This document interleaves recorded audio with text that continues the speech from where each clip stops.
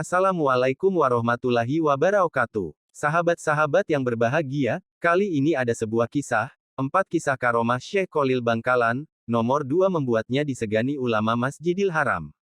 Khalil bin Abdul Latif atau lebih dikenal Syekhona Khalil atau Syekh Khalil Bangkalan merupakan ulama harismatik dari Pulau Madura, Jawa Timur. Syekh Khalil lahir di Bangkalan pada tahun 1820 dan meninggal dunia di usia 104 tahun pada 1925.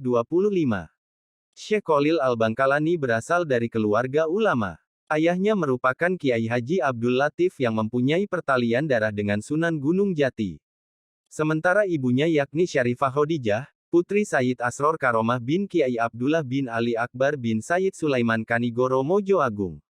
Sayyid Sulaiman adalah anak dari Sayyid Zain Sunan Gunung Jati. Sebagaimana cerita Wali Songo, banyak kisah semasa hidup Syekh Khalil Bangkalan yang di luar nalar manusia.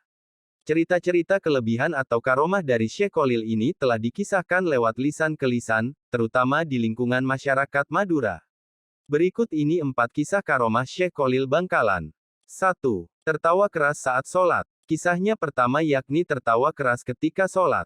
Dikisahkan pada suatu hari, Syekh Khalil muda sholat berjamaah yang dipimpin oleh Kiai di sebuah pesantren tempatnya mencari ilmu. Saat itu Syekh Khalil muda tertawa cukup keras sehingga teman-temannya takut kalau Kiai akan marah. Dugaan itu tidak keliru. Selesai sholat, sang Kiai menegur Syekh Khalil muda dengan sikapnya yang tertawa keras sewaktu sholat. Sebab, hal tersebut tentu saja dilarang dalam ajaran agama Islam. Namun, Syekh Khalil muda masih terus tertawa meskipun Kiai sangat marah. Akhirnya, Syekh Khalil menjawab bahwa ketika sholat berjamaah berlangsung, dia melihat sebuah berkat atau sejenis wadah nasi waktu kenduri di atas kepala sang Kiai.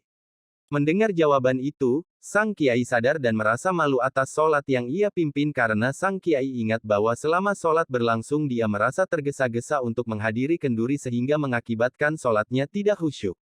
2. Debat kepiting dan rajungan. Pada suatu hari, para ulama Makkah berkumpul di Masjidil Haram untuk berdiskusi membahas masalah dan hukum Islam yang sedang terjadi.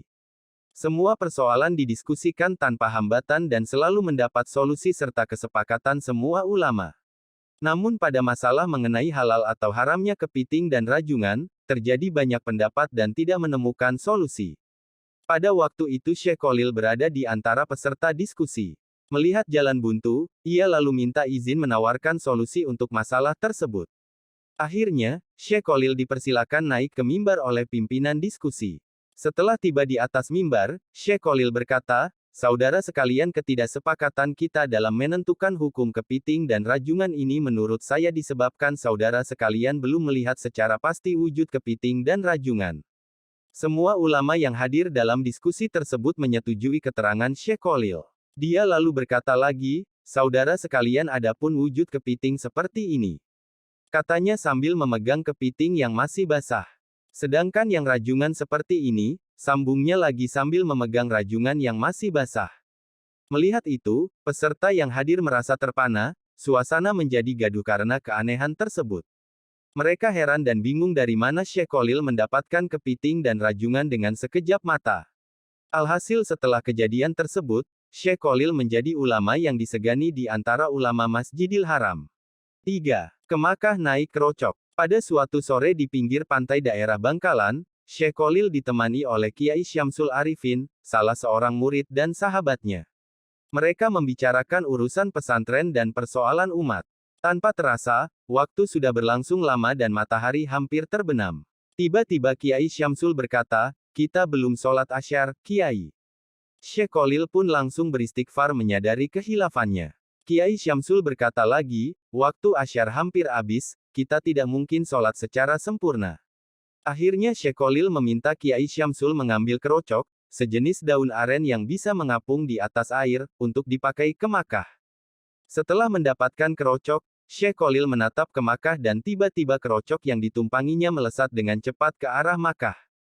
Sesampainya di Makkah, azan sholat asyar baru saja dikumandangkan dan mereka mendapatkan saf pertama sholat asyar berjamaah di Masjidil Haram. 4. Membelah diri. Kisah karomah lain dari Syekh Khalil adalah kemampuannya membelah diri.